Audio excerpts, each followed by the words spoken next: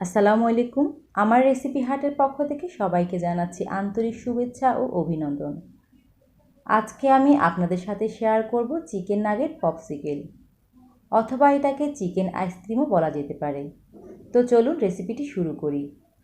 এখানে আমি 200 গ্রামের মতো চিকেন নিয়েছি, আর চিকেনটাকে আমি কিউব করে কেটে নিয়েছি। এটা অবশ্যই হাড় ছাড়া নিতে হবে। এখন এটাকে আমি ব্লেন্ড করে নেব, সেজন্য এখানে একটা ব্লেন্ডারের জার নিয়েছি। এবার এগুলোকে আমি জারে ঢেলে নেব।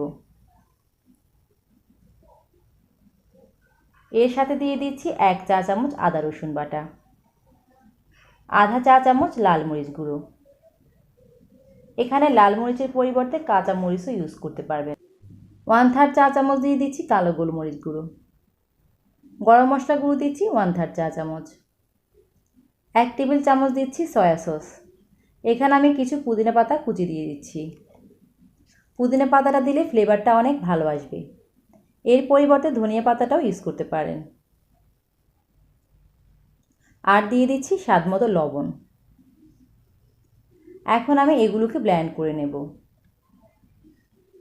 এটাকে আমি খুব মিহি করে ব্লেন্ড করে নিয়েছি। আপনারা এটা পাটায়ও পিষে নিতে পারেন, তবে এই চিকেনের সাথে কোনো পানি দেওয়া যাবে না। এখন আমি এটাকে একটা বাটিতে ঢেলে নিচ্ছি, আর এর সাথে দিয়ে দিচ্ছি 1 কাপ ব্রেড গাম। আমি 2 টুকরো পাউরুটি নিয়ে এগুলোকে ব্লেন্ডারে গুঁড়ো করে নিয়েছি। এর পরিবর্তে এখানে কর্নফ্লাওয়ার অথবা ময়দা ইউজ করতে পারবেন। এবার এটাকে আমি হাত দিয়ে ভালোভাবে মিশিয়ে নেব। এটা মেশানো হয়ে গেলে একটা পরিষ্কার জায়গায় এটাকে রাখবো। এর উপরে কিছুটা তেল দিয়ে হাত দিয়ে চেপে চেপে চারকোনা একটা শেপ দিয়ে নেব। এখন একটা ছুরি দিয়ে এটাকে কেটে নিচ্ছি। এটা আইসক্রিমের শেপে দিয়ে নেব, এজন্য এটাকে লম্বা করে কেটে নিচ্ছি। এখান থেকে এক টুকরো নিয়ে আমি চকবার আইসক্রিমের শেপ দিয়ে নেব। উপরের অংশটা রাউন্ড শেপে দিয়ে নেব, আর নিচের অংশ থাকবে সমান। একটি আইসক্রিমের কাঠি নিয়ে এবার এর ভিতরে গেঁথে দেব। আমি আরও একটা তৈরি করে দেখিয়ে দিচ্ছি।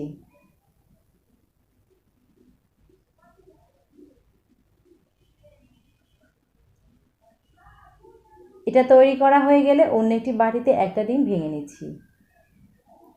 এতে 1 চিমটি লবণ আর সামান্য গোলমরিচ গুঁড়ো দিয়ে এটাকে মিশিয়ে নেব। এটা যখন মেশানো হয়ে যাবে তখন একটা চিকেন পপসিকেল ডিমের ভিতর ডুবিয়ে নেব। এরপর এটাকে ব্রেড গামে গড়িয়ে নেব। খুব চেপে চেপে এটাকে কোট করা যাবে না, হালকা হাতে এটাকে কোট করতে হবে। এভাবে আমি সবগুলো কোট করে নিয়েছি। এই অবস্থায় আপনারা যদি এটা সংরক্ষণ করতে চান তাহলে একটা এয়ারটাইট বক্সে রেখে এটাকে ডিপ ফ্রিজে সংরক্ষণ করতে পারেন প্রায় 1 মাসের মতো। এখন আমি এটা ভাজতে চলে যাব, সেজন্য চুলায় একটি প্যান বসিয়ে এর মধ্যে পর্যাপ্ত পরিমাণে তেল গরম করতে দিয়েছি। তেলটা গরম হয়ে আসলে এগুলোকে আমি তেলে ছেড়ে দেব। এই সময় চুলার আঁচটা লোতে থাকবে। হাই অথবা মিডিয়াম হিটে এটাকে ভাজলে ভেতর থেকে কাঁচা থেকে যাবে আর উপরের অংশ পুড়ে যাবে। সময় নিয়ে অল্প আঁচে এটাকে ভেজে নিতে হবে। একটা সাইড যখন ব্রাউন হয়ে আসবে অন্য সাইডটিও উল্টে দিতে হবে। দুইটি সাইডে যখন গাঢ় সোনালি কালার হয়ে আসবে তখন এটাকে তেল ঝরিয়ে একটা প্লেটে তুলে নেব। এভাবে সবগুলোই আমি ভেজে নিয়েছি। দেখতে অনেক সুন্দর আর খেতেও কিন্তু অসাধারণ এই রেসিপিটি। বাচ্চারা এটা খুবই পছন্দ করবে, যেহেতু দেখতে এটা আইসক্রিমের মতোই। দেখতে যেমন সুন্দর আর খেতেও কিন্তু খুবই মজা।